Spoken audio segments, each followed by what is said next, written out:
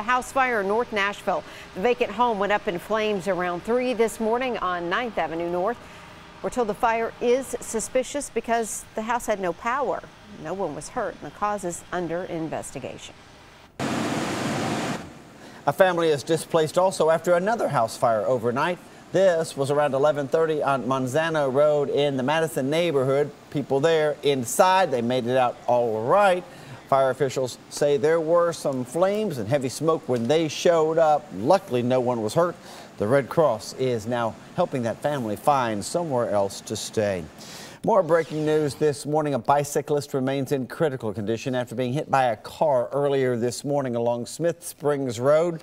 That's down in the Priest Lake area of southeast Nashville. Police tell us the driver took off after hitting that bicyclist. The road was shut down while the crews were investigating. It is now reopened. Metro Police are searching for the gunman in a shooting this morning in North Nashville. Yeah, and that victim was critically injured. Let's get an update on this. News Channel 5's Alexandra Cohen has been at the hospital throughout the morning. Alexandra, what's the latest on the victim's condition?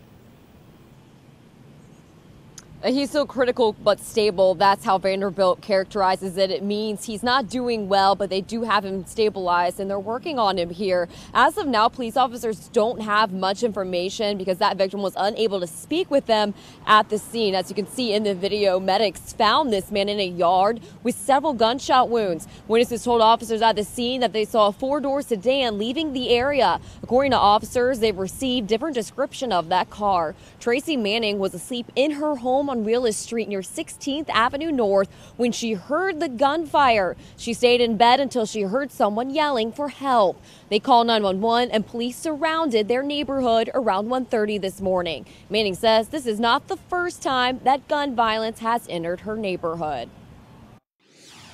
This area right here is where the problem is at. My fiance got shot going up the street to see his mother. A friend that we know, he got killed. He got gunned down right there. It's just too much going on around here. Investigators are trying to figure out what motive may have been in this case. It's a very dark area and happened in the middle of the night. So as of now, there are no witnesses, according to police. Reporting live at Vanderbilt University Medical Center, Alexandra Cohen, News Channel 5.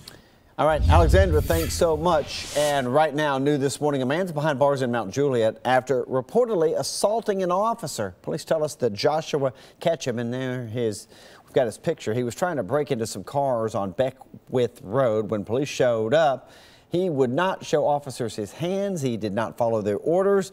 Police say that's when he also tried to run away and assaulted a couple of officers in the process. He's charged with public intoxication, simple assault, and resisting arrest. Those officers were not seriously injured.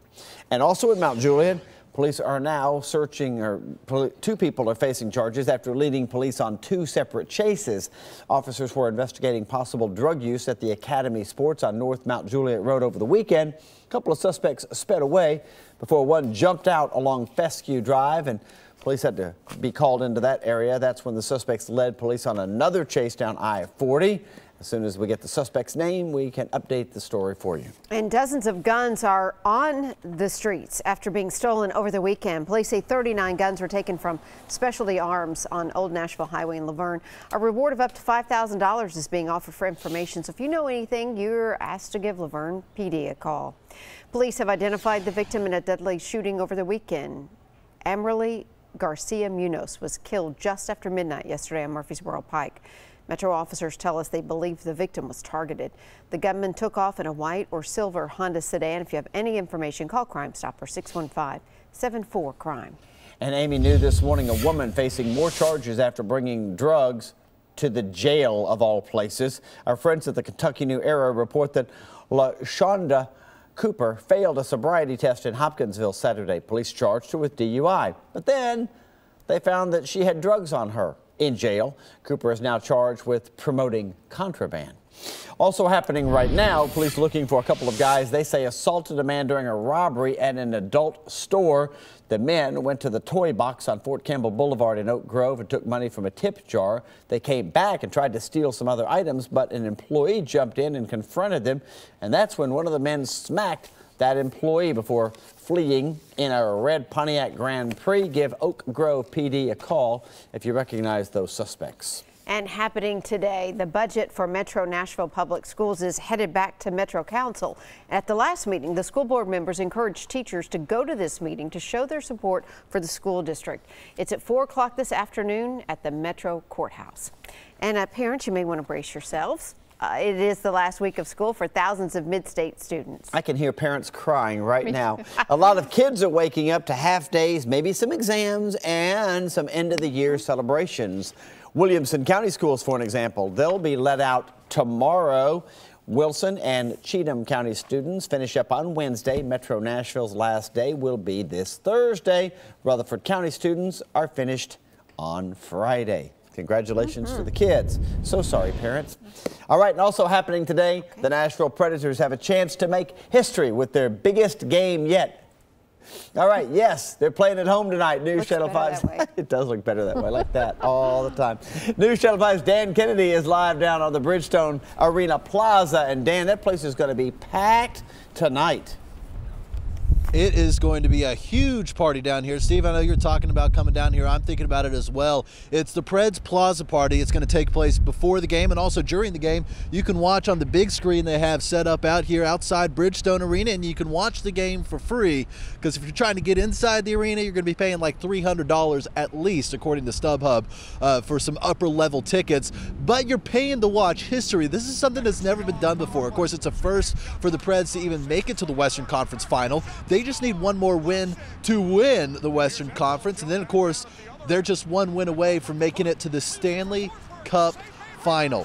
How exciting would that be? They had a huge win Saturday night in Anaheim playing the Ducks, a 3-1 win. So they're coming back home with a whole lot of momentum. They're leading the series 3-2, and tonight's game is at 7 o'clock. Now, the Ducks handed the Preds their only home loss in the playoffs last week, so that's also a big storyline coming into tonight.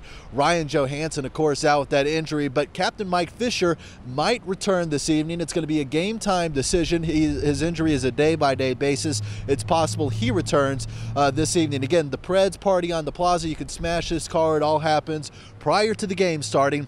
And of course, the national anthem singer, yet to be publicly announced, but earlier Amy Watson had her own prediction, and so I'll send it back to you all.